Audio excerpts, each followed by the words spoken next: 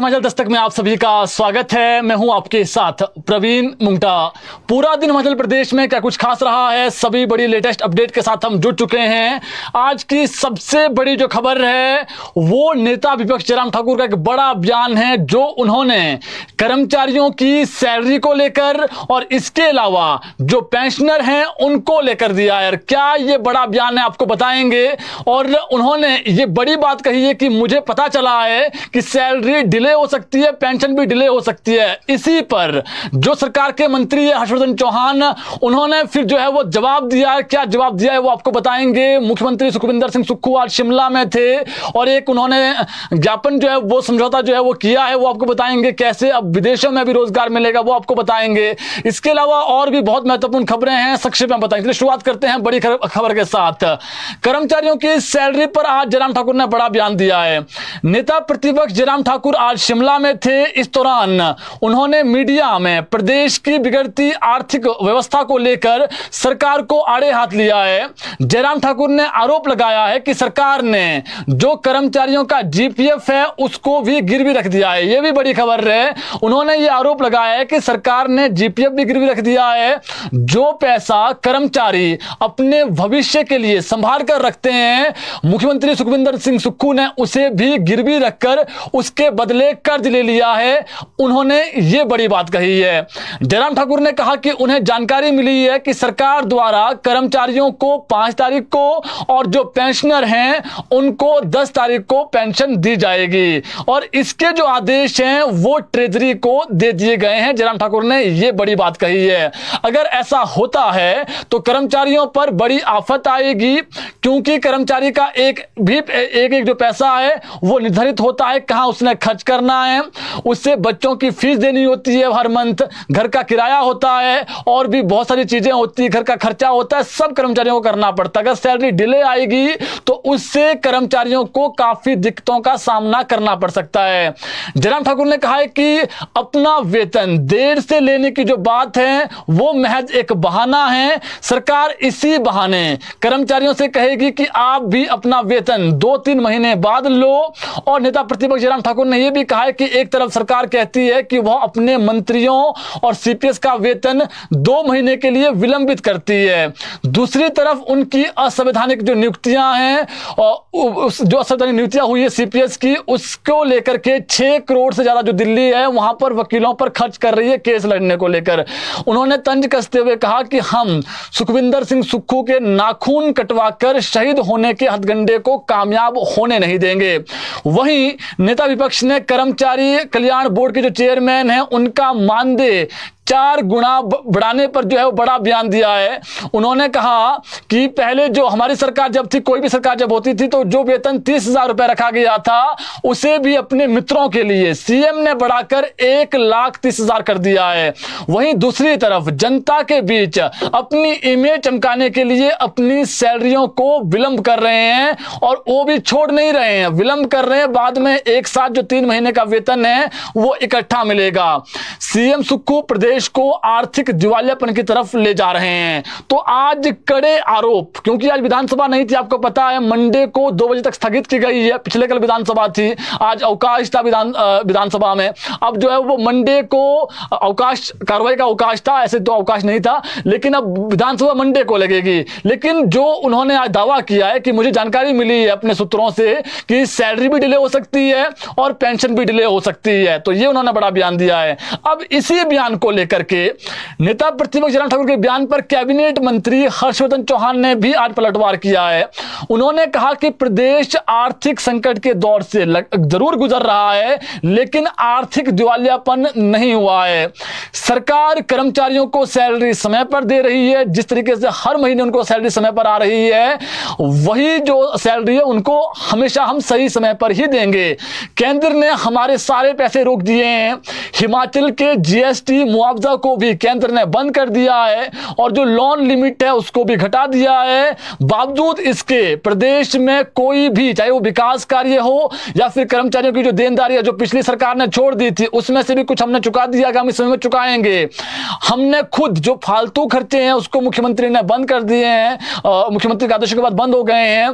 बाकी सैलरी को लेकर उन्होंने कहा है कि सैलरी अभी तक समय पर मिली है और आगे भी समय पर मिलेगी, ये उन्होंने दावा किया है। और संसाधन जुटाने में सरकार लगी हुई है। अब देखिए, दो तरह के बयान हैं। एक, जयराम ठाकुर कह रहे हैं कि ट्रेजरी से मुझे पता चला है उनकी सूचना के अनुसार कि सैलरी डिले हो सकती है, चाहे वो कर्मचारी हो पेंशनर हो। दूसरा तरफ कह रहे हैं मंत्री हर्षवर्धन चौहान की हम समय पर सैलरी दे रहे हैं, आगामी समय में भी सैलरी समय पर देंगे। लेकिन बड़ा बात यह है, जो हमारे पास सूचना है वो ये है कि कुछ डिपार्टमेंट में सैलरी समय पर मिल सकती है, कुछ में, चाहे वो बोर्ड हो निगम हो, उसमें थोड़ा डिले हो सकता है, जो अभी तक की सूचना है। बाकी सरकार कोशिश कर रही है कि हर जितने भी कर्मचारी जो उनको समय पर सैलरी मिलती है 1-2 तारीख को, वो उनको दी जाए।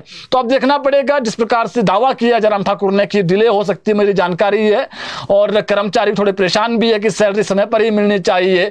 और एक सोशल मीडिया पर पोस्ट भी वायरल हो रही है, अगर 5 दिन डिले भी मिल रही, जिस प्रकार का कर्ज, जिस प्रकार से प्रदेश आर्थिक उसमें गुजर रहा है, तो अलग अलग तरीके से जो है वो पोस्ट सोशल मीडिया पर पड़ रही है।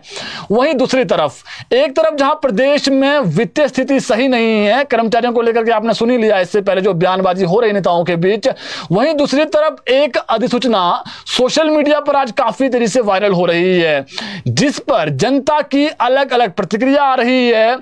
अधिसूचना के हिसाब से हिमाचल प्रदेश जो building and other construction worker welfare board के जो चेयरमैन हैं, उनकी तनख्वाह में 1 लाख रुपए का इजाफा किया गया है। Himachal building and other construction welfare जो एसोसिएशन, जो वेलफेयर बोर्ड के जो चेयरमैन हैं, उनका जो वेतन पहले 30,000 रुपए उनको मिलता था, उसको बढ़ा करके राज्य सरकार ने 1,30,000 रुपए कर दिया है। भत्ते और जो दूसरी सुविधाएं हैं वो अलग से मिलेगी। इसकी अधिसूचना सोशल मीडिया में तेजी से वायरल हो रही है और मुख्यमंत्री सुखविंदर सिंह सुक्खू ने इसी साल कांगड़ा जिला से संबंध रखने वाले कांग्रेस नेता नरदेव कंवर को जो HPOCW में चेयरमैन बनाया था। इसके बाद से जिनका वेतन था वो 30,000 रुपए इनको मिल रहा था, मगर आर्थिक संकट के बीच जिस तरीके से वेतन बढ़ा है, अब जो विपक्ष है उसको भी बोलने का मौका मिल गया है और जो वेतन बढ़ा है 4 गुना से अधिक बढ़ा है, लगभग 5 गुना आप मान के चलिए। तो इसके खिलाफ अब सोशल मीडिया पर आवाज उठने शुरू हो गई है कि सरकार इस फैसले, जो ये निर्णय लिया गया, एक तरफ सरकार कह रही कि पैसे नहीं है, दूसरी तरफ जो है वेतन बढ़ रहे हैं, तो इसमें जो है वो भिन्नता है। और इससे क्या हो रहा है कि जो कर्मचारी है, जो पेंशनर है, जो विपक्षी दल है, उनको बोलने का मौका मिल गया है। धर्मशाला से भाजपा के विधायक सुधीर शर्मा ने अपनी एक फेसबुक पोस्ट पर तंज कसते हुए लिखा है कि वह भी एक दौर था जब इमरान खान पाकिस्तान के प्रधानमंत्री थे, यह भी एक दौर है। और नीचे जो है वो जो नोटिफिकेशन हुई है 30,000 से 1,30,000 जो सैलरी बढ़ाई गई है, इसको अपलोड किया गया है। दिलचस्प बात क्या है इसमें, जो सैलरी बढ़ाने के जो आदेश हैं वो 30 जुलाई को हुए थे, लेकिन मीडिया में जो ये अधिसूचना है ये अब आई है, और जिससे ये भी हुआ कि ये जो है वो गुप्त रखी गई थी। अब इस प्रकार से भी लोग सोच रहे हैं, तो इस पर बड़ा बवाल हुआ है जी। लेकिन जिस प्रकार से आज जयराम ठाकुर ने भी कहा कि हमारे समय 30,000 मिलती थी, इसको बढ़ाया क्यों गया है। इसके अलावा बात करें मुख्यमंत्री सुखविंदर सिंह सुक्खू की, तो प्रदेश के युवाओं को विदेशों में रोजगार के अवसर उपलब्ध करवाने के लिए आज शिमला में सीएम सुखविंदर सिंह सुक्खू की उपस्थिति में राज्य सरकार और दुबई स्थित EFS facilities service group limited के साथ आज समझौता हुआ है और उसमें हस्ताक्षर भी हुए हैं। प्रदेश सरकार की तरफ से रोजगार विभाग के उपनिदेशक संदीप ठाकुर और EFS facilities services group limited की तरफ से जो उनके मुख्य कार्यकारी अधिकारी है तारिक चौहान, उन्होंने समझौता जो हुआ है उस पर जो ज्ञापन है वो किए हैं, हस्ताक्षर किए हैं। और राज्य सरकार की अभिनव पहल के तहत मुख्यमंत्री ने जिला ऊना के रजत कुमार, सुनील कुमार, जसप्रीत सिंह, अभिनव शर्मा और जिला हमीरपुर के दिनेश को विदेश में कार्य करने के लिए नियुक्ति पत्र प्रदान किए।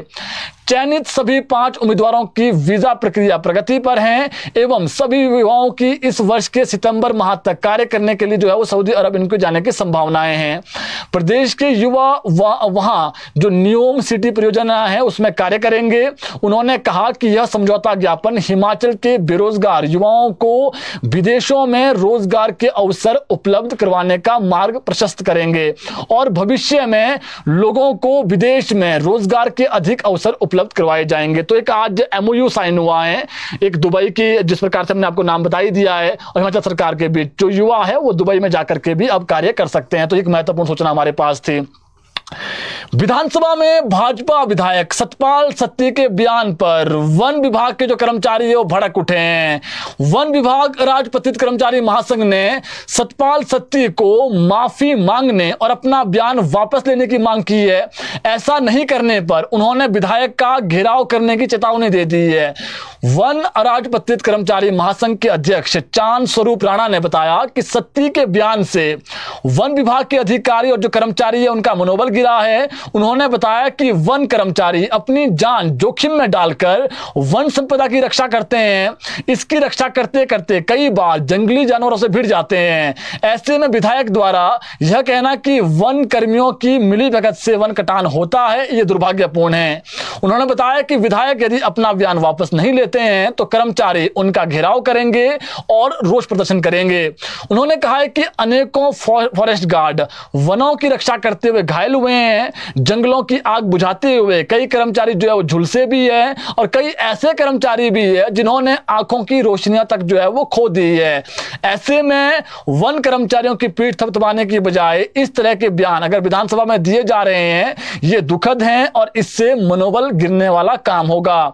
2 दिन पहले आपको बता दें, 2 दिन पहले विधायक सतपाल सिंह सत्ती ने विधानसभा के मानसून सत्र में पर्यावरण के मुद्दे पर वो बोल रहे थे।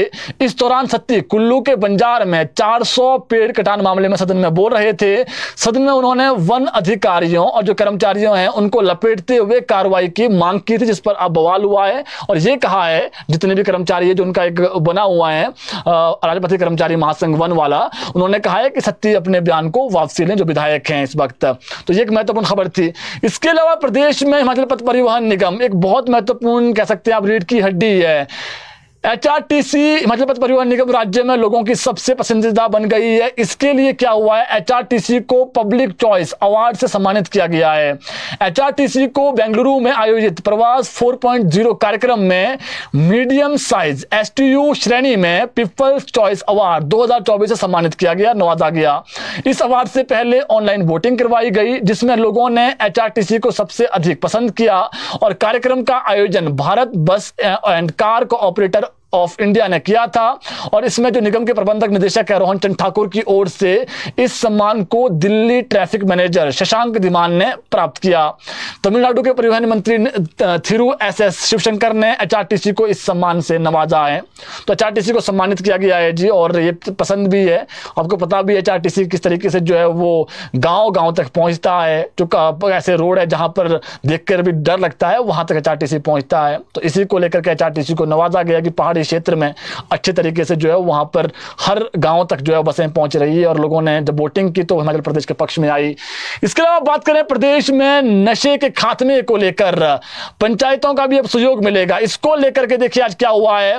प्रदेश में नशे के खात्मे के लिए पंचायतों के सहयोग से विशेष अभियान चलाया जाएगा।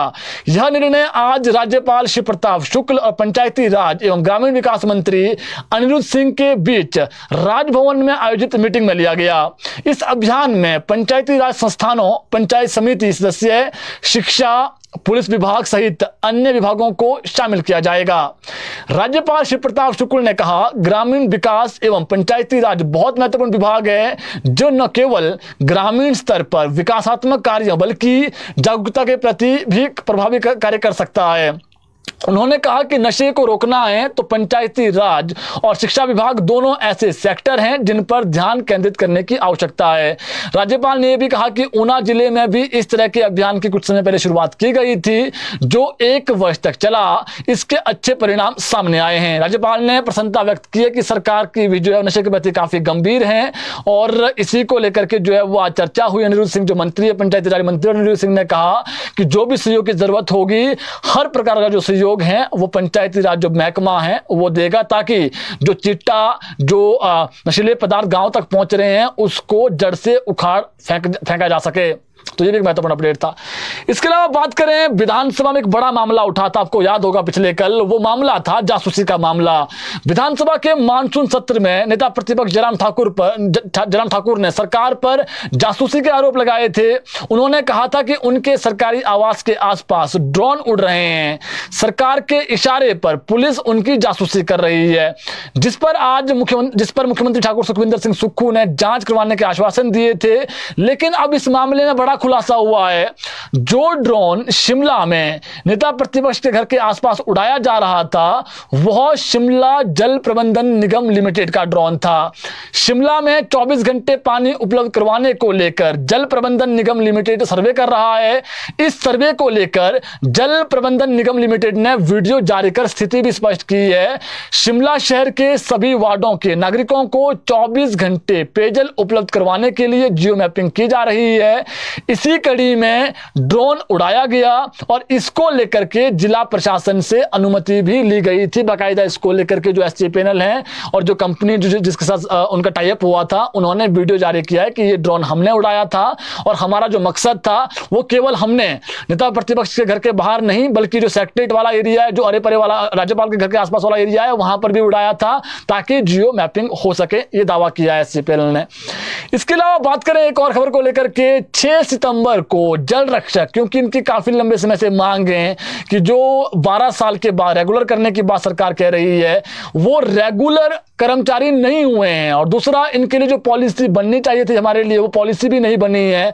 तो 6 सितंबर को जल रक्षक अब विधानसभा का घेराव करेंगे और इन्होंने कह दिया है कि अब हम आर पार की लड़ाई लड़ेंगे, क्योंकि पिछली सरकार में भी हमने ये अपनी आवाज उठाई थी। इस सरकार को भी 1.5 साल से अधिक का समय हो गया है, 2 साल होने को आ गए हैं, इसलिए सरकार हमारे बारे में सोचें और जो हमारा कॉन्ट्रेक्चुअल पीरियड जो 12 वर्ष का उसको घटाया जाए, और जिन्होंने 12 वर्ष पूरे भी कर दिए हैं उनको भी रेगुलर किया जाए, ये इनकी मांग है। इसके अलावा बात करें, सिरमौर जिला के पोंटा साहिब में एक महिला अपने पति का सुसाइड नोट लेकर ही पुलिस थाने पहुंच गई, क्योंकि इस नोट में मारपीट के एक मामले में उचित कार्रवाई न करने का आरोप पुलिस पर लगाया गया है। अब पुलिस भूपेंद्र सिंह नाम के शख्स को ढूंढ रही है, जिसने ये नोट रखा था और गायब भी चल रहा है। ये भूपेंद्र को हिमाचल उत्तराखंड बॉर्डर पर यमुना नदी पर बने पुल पर कुल्हाल बैरियर पर सीसीटीवी में देखा गया है, और पुलिस टीमें अब रवाना हो गई है उसको कहीं पर, कहां गया कहां है उसको देखने के लिए। लापता हुए भूपेंद्र की पत्नी के मुताबिक, जो उनका बयान है, पत्नी के मुताबिक हाल ही में उसके जो पति है उसके साथ मारपीट हुई थी, और मारपीट होने के बाद पुलिस ने कोई कार्रवाई नहीं की, ये उनका आरोप है, जिससे आहत होकर जो है वो जो उनके पति उन्होंने ये कदम उठाया। ये उन्होंने कहा है, नोट के मुताबिक भूपेंद्र सिंह पोंटा साहिब के एक होटल में काम करता है और बीती 22 अगस्त को 2 साथी कर्मचारियों ने मामूली कहासुनी पर भूपेंद्र की पिटाई कर दी, जिसमें भूपेंद्र को चोटें भी आई, जिसके बाद उसे सिविल अस्पताल ले जाया गया था। भूपेंद्र ने इस मारपीट की शिकायत पुलिस को दर्ज करवाई थी। अब भूपेंद्र लापता है। इस बीच भूपेंद्र सिंह की जो पत्नी है वो सरिता, इसका नाम सरिता है, ये सुसाइड नोट लेकर जो है वो पुलिस थाने पहुंची, जहां उसने पुलिस को बताया कि उसका पति शुक्रवार से लापता है। जब वो कमरे में गई तो देखा कि उसका पति कमरे में नहीं था, और कमरे में एक सुसाइड नोट लिखकर जो छोड़ा गया था वो मैं आपके पास लेकर के आई हूं। सुसाइड नोट में भूपेंद्र ने लिखा है कि पुलिस ने मारपीट के मामले में खाली रपट डाली है और मारपीट करने वालों के खिलाफ कोई कार्रवाई नहीं की है। ये इन्होंने आरोप लगाया है उसके हिसाब से। अब ये जो लिखा हुआ है सुसाइड नोट, क्या उसने भूपेंद्र ने लिखा है, किसी और ने लिखा है, जांच का विषय है। इसलिए पुलिस अब इस पर जो है वो पुलिस की कार्रवाई से आहत होकर वो सुसाइड करने जा रहा है, ये उसने लिखा था लेटर में। अब ये जो मामला है पुलिस के अंतर्गत पुलिस के ध्यान में आ गया है, और जो पुलिस है वो जांच में जुट गई है, और जो सीसीटीवी फुटेज है वो खंगाले गए हैं, और जो टीमें हैं वो उत्तराखंड भी भेज दी गई है, जो टीमें गठित की गई है उसको ढूंढने के लिए। एएसपी अदिति सिंह ने बताया कि उक्त व्यक्ति के साथ जो मारपीट हुई थी उस मामले में पुलिस ने मेडिकल रिपोर्ट के आधार पर कार्रवाई करना शुरू कर दिया है, और लापता व्यक्ति की जो तलाश है वो लगातार जारी है, जल्द ही उसका पता लगा दिया जाएगा। ये एक और अपडेट था। एक बहुत महत्वपूर्ण खबर है, ये आम जनता से जुड़ी हुई खबर है। एक बच्चा गायब हो जाता है पंजाब के पठानकोट से, और मिलता कहां पर है? हिमाचल प्रदेश में। खबर बताते हैं पूरी आपको। पंजाब के पठानकोट से कारोबारी के किडनैप किए गए 7 साल के बच्चे को पंजाब पुलिस ने हिमाचल प्रदेश के कांगड़ा जिला के नूरपुर से बरामद कर लिया है। पुलिस ने इस मामले में 2 आरोपियों को अरेस्ट भी कर दिया है। इनमें से जो एक आरोपी है कांगड़ा के नूरपुर का रहने वाला है, और इसका बता दें आपका रिकॉर्ड क्या रिकॉर्ड है, ये BS बीएसएफ से बर्खास्त किया जा चुका है, क्योंकि ये पहले भी जो है वो चंबा में एक आपराधिक घटना में संलिप्त मिला था। दरअसल हुआ क्या, पिछले कल पंजाब के पठानकोट शहर के सैली रोड पर शाह कॉलोनी से स्कूल से लौट रहे एक बच्चे को कार सवारों ने किडनैप कर दिया। बच्चा जब घर लौट रहा था तो स्विफ्ट कार में आए आरोपियों ने उसे खींच लिया। बिल्कुल जैसे फिल्मी अंदाज में होता है, आपको हमने वीडियो भी दिखाया हिमाचल दस्तक टीवी पर। फिल्मी अंदाज में बच्चा गुजर रहा था, उसको अचानक स्विफ्ट कार आती है, दरवाजा खोलती है और बच्चे को किडनैप करके अपने गाड़ी में डाल देते हैं। इस दौरान आरोपियों ने एक जो है वो जो वहां पर था उसको एक जो चिट्ठी भी वहां पर फेंक दी और उस चिट्ठी में 2 करोड़ रुपए की फिरौती मांगी गई थी। इस घटना का सीसीटीवी फुटेज हमारे पास है, जो आपने देखा भी होगा। अब जब इसमें आगे जांच शुरू की गई तो इसमें देखा गया कि इसमें हिमाचल की एक फर्जी नंबर प्लेट लगाई गई थी।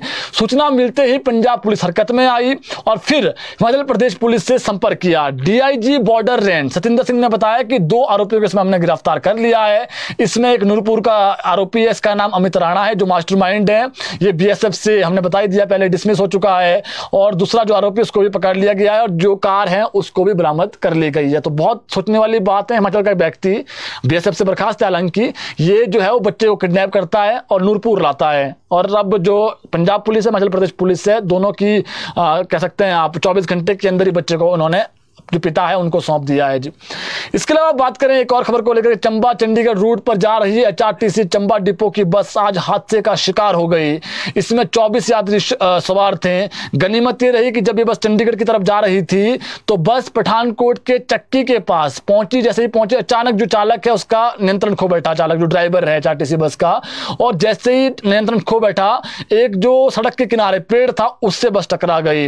हादसे के दौरान बस में यात्री जो है वो चीखे मारने लगे, चिल्लाने लगे, और हालांकि क्योंकि वहां पर पेड़ से टकरा गई तो किसी को कोई जो है वो जाने नुकसान नहीं हुआ है। तो ये एक राहत वाली खबर है।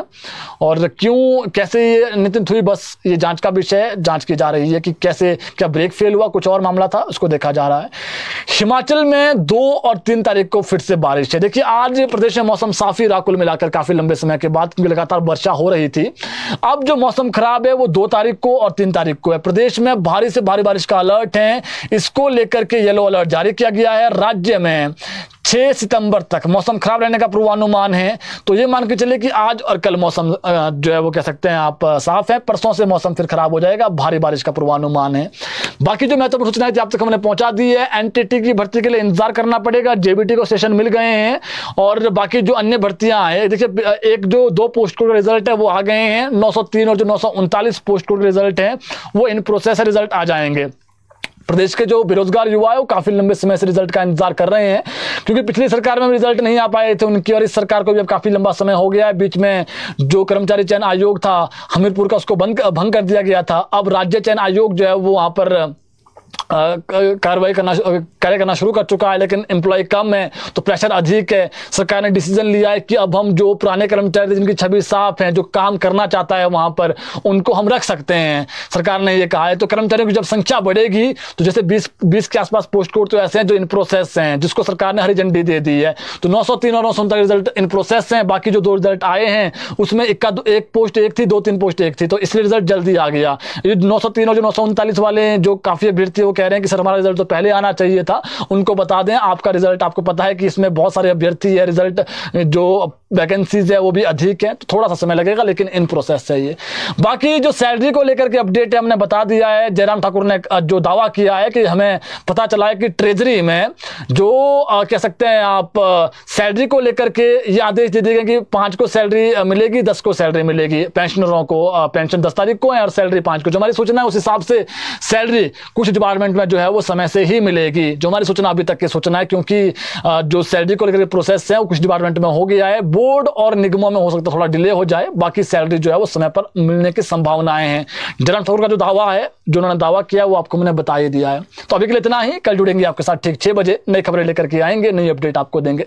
बुलेटिन को शेयर जरूर करें ताकि प्रदेश के और लोगों तक भी अपडेट पहुंच सके।